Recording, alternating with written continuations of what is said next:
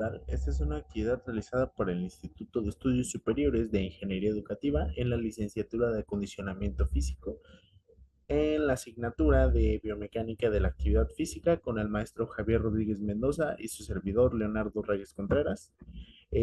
Características biomecánicas de las capacidades físicas condicionales. Empezamos un poco explicando lo que viene siendo la biomecánica. En este caso lo vamos a centrar un poquito en lo que es el movimiento humano y la parte deportiva, porque la biomecánica es una rama de la ciencia que estudia demasiadas ramas. Hay biomecánica mecánica, biomecánica en la ingeniería, biomecánica del movimiento, biomecánica automotriz, biomecánica de todo. Pero nos vamos a centrar en lo que viene siendo la del cuerpo humano y la deportiva. Es una disciplina que estudia y hace análisis físicos de los movimientos del cuerpo humano. Es una disciplina que estudia y combina los principios de la física y la mecánica para analizar el movimiento humano en el deporte. Su objetivo principal es optimizar el rendimiento de los atletas, prevenir lesiones, mejorar o perfeccionar eh, esas técnicas para, ahora sí que, prevenir lesiones, mejorar rendimiento y hacerlos más efectivos. Aparte de que también la biomecánica ayuda a la implementación de nuevos equipos o ejercicios para realizar distintos deportes. Como lo decíamos anteriormente, tenemos las funciones de biomecánicas del, de la fase deportiva. Tenemos en análisis de movimiento de ejercicios deportivos, donde estudiamos los grupos musculares implicados de cada movimiento y proporciona información sobre posibles deficiencias técnicas. Luego nos pasamos a la prevención de lesiones en el deporte. Detecta patrones de movimiento que pueden ocasionar tensiones excesivas o desequilibrios y ofrece soluciones para corregirlas. La optimización del rendimiento, que ayuda a perfeccionar patrones motores y maximizar las capacidades de los deportistas. Y los diseños de materiales deportivos, que colaboran en la creación de equipos y productos efectivos, seguros y adaptados a las necesidades específicas del deporte. Tenemos nuestras capacidades físicas condicionales, solo tenemos cuatro: fuerza, velocidad, resistencia, flexibilidad. Estas se caracterizan debido a que son entrenables y son mejorables. Mientras más los practiquemos con mayor constancia, mejor vamos a ser en cada una de esas capacidades físicas condicionales. Empezamos con el movimiento. Primero tenemos la descripción de nuestro movimiento. Tenemos el espacio, cambio de posición que experimenta un cuerpo en el espacio de un determinado periodo de tiempo. Todo movimiento depende del sistema de referencia desde el cual se lo observa. El tiempo, que es la magnitud que sirve para medir la duración o la separación de uno o más acontecimientos. La velocidad, que es la distancia recorrida por un objeto dividido por el último transcurrido. Y las causas que lo producen. Aquí tenemos dos: la fuerza, que es la magnitud capaz de modificar la cantidad de movimiento o la forma dada a un cuerpo o una partícula, y la inercia, que es la resistencia que oponen los cuerpos a modificar su estado de movimiento o de quietud, ya sea para alterar su velocidad, su rumbo o para detenerse. Pasamos a los factores tipo antropométrico y anatómico, que empezamos con las características de condición física, que son el esfuerzo físico, soportar una sobrecarga. Se compone de la resistencia del corazón, los pulmones, la fuerza de los músculos, flexibilidad de las articulaciones y la composición de nuestro cuerpo. Aquí encontramos nuestras capacidades físicas. Tenemos la fuerza, la resistencia y la velocidad, entre otras, y los factores relacionados con el entorno y el espacio. La biomecánica también se centra en el estudio de lo que nos rodea para entender los movimientos. El entorno influye en cómo se realizan los movimientos y la ejecución de los movimientos a su vez afectan en su entorno. La biomecánica en este caso nos ayuda a minimizar la fuerza de resistencia, optimizar la propulsión en diferentes métodos, estudiar las fuerzas de reacción del suelo a la prevención de lesiones, definir la eficacia en diferentes técnicas deportivas en función del suelo.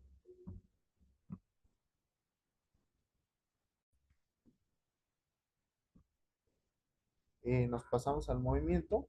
Existen tres, uno que aúna o une los dos aspectos que tenemos aquí, que son el movimiento cualitativo y el cuantitativo.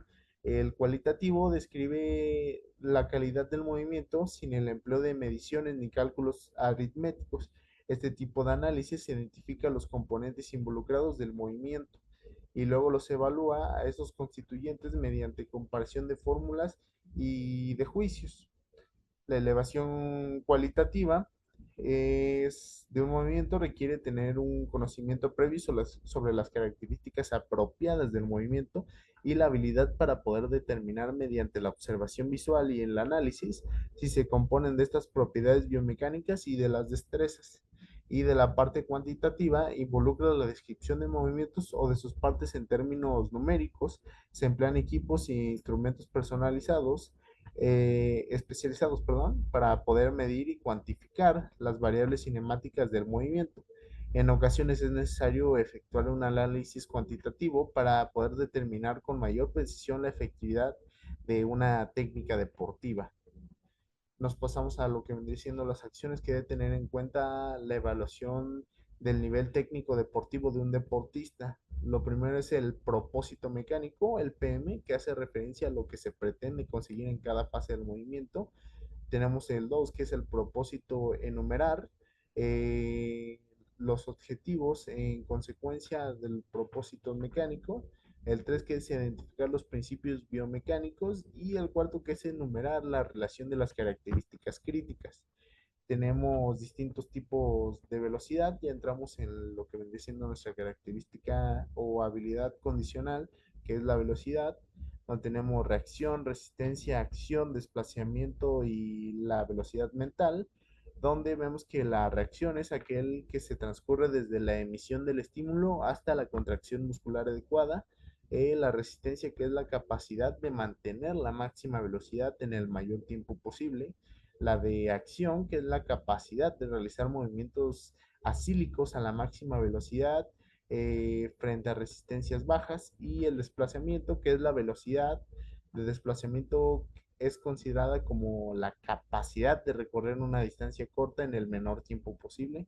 Y por último, la mental, que se refiere a la capacidad de procesar información de forma automática y por lo tanto rápidamente sin pensar conscientemente en ella y trasladándose frente a una proposición motriz o verbal. Después de esto tenemos los factores fisiológicos de la velocidad, en los cuales entra nuestro peso, nuestra estatura, nuestra fuerza muscular, nuestra nutrición, la calidad de fibras musculares, nuestro calentamiento y la velocidad de transmisión nerviosa. Todos estos puntos entran dentro de la biomecánica y la biomecánica los toma en cuenta a la hora de poder realizar una técnica deportiva. Tenemos aquí un ejemplo de lo que vendría siendo la aceleración. La aceleración puede ocurrir cuando un objeto aumenta o disminuye su velocidad o cuando cambia su dirección de movimiento. En otras palabras, la aceleración es la tasa de cambio de la velocidad con respecto al tiempo. Aquí podemos ver tres ejemplos muy sencillos. En este donde la persona se va trasladando de izquierda a derecha y nos comenta que está acelerando, pues va más rápido que en el punto inicial.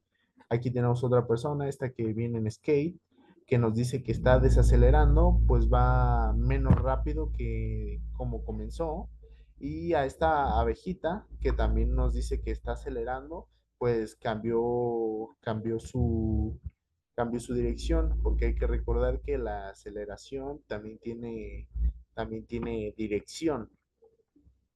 Tenemos los tipos de aceleración, la tangencial, que es la aceleración tangente a la trayectoria de un movimiento circular. Es decir, la aceleración tangencial indica la variación de la velocidad tangencial de un cuerpo que hace un movimiento circular. La normal o centrípetra, que es la aceleración que provoca un cambio de la dirección de la velocidad de un cuerpo y describe un movimiento circular. De todo modo, la aceleración centrípeta es componente vectorial de la aceleración de un cuerpo móvil que causa que sigas una trayectoria circular. Y por último, la media, que es la aceleración en la que un cuerpo móvil hubiera hecho un desplazamiento si se hubiera desplazado con una aceleración constante durante toda su trayectoria. Aquí podemos ver el ejemplo de la bici que se está eh, avanzando con una aceleración constante. Después nos pasamos un poco a nuestra siguiente capacidad física condicional, que es la resistencia, que es la capacidad de continuar con una determinada actividad más allá del cansancio físico o psíquico, la acción o capacidad de aguantar o tolerar u oponerse.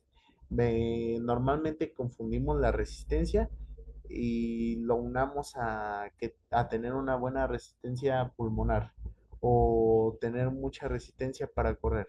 Pero como aquí lo dice, la acción o capacidad de aguantar, tolerar u oponerse a un estímulo. Aquí tenemos dos tipos de resistencia, la resistencia aeróbica, que son estas personas que están corriendo, y la resistencia anaeróbica de este personaje que está cargando pesas.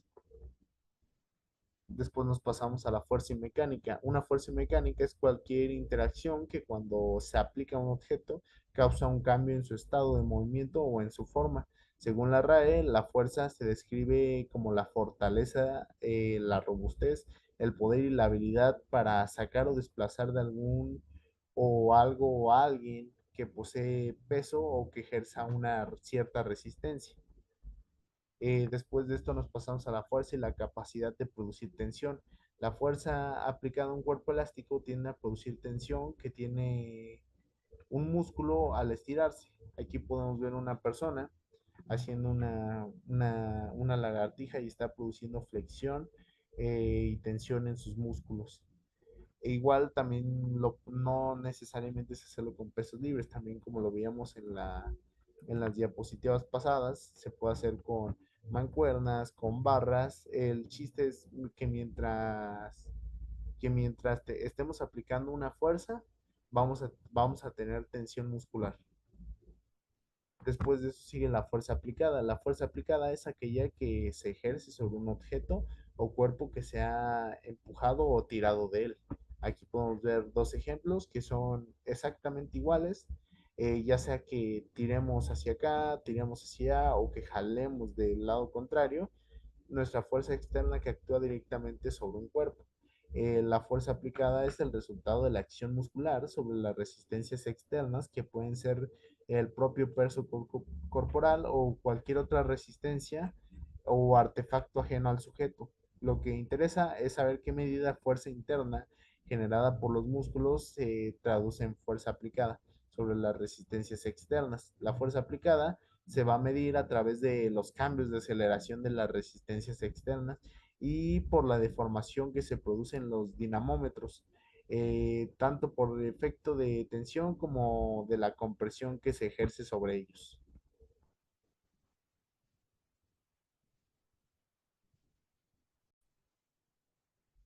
Llegamos a nuestra siguiente capacidad, la cual es la flexibilidad, que es la capacidad que tienen las articulaciones de poseer una determinada amplitud de movimiento.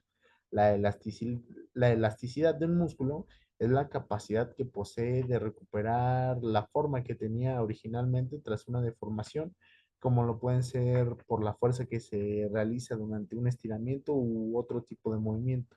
Los tendones son tejido conectivo fibroso que une a los músculos y a los huesos.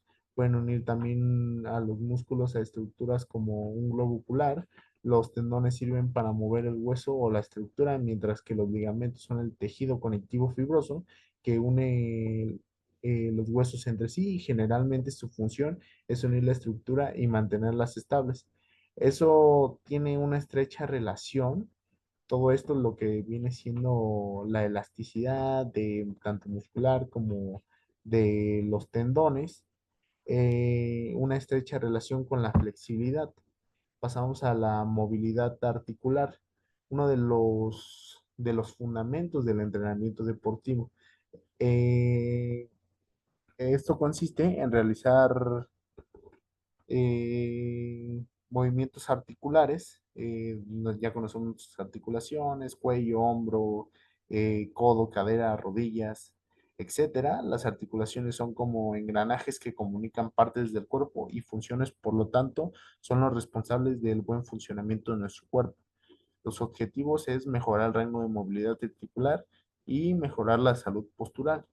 Realiza ejercicios de movilidad articular, contribuye a la prevención de posibles lesiones y a la mejora de recuperación muscular, la capacidad de independencia en los movimientos del día a día y del entrenamiento de fuerza. Existen dos formas de hacer ejercicios de movilidad, una empezando desde los tobillos y culminando en nuestras muñecas, que sería de manera ascendente, y a la inversa, empezando en nuestras muñecas, bajando hasta nuestros tobillos, que sería de manera descendente.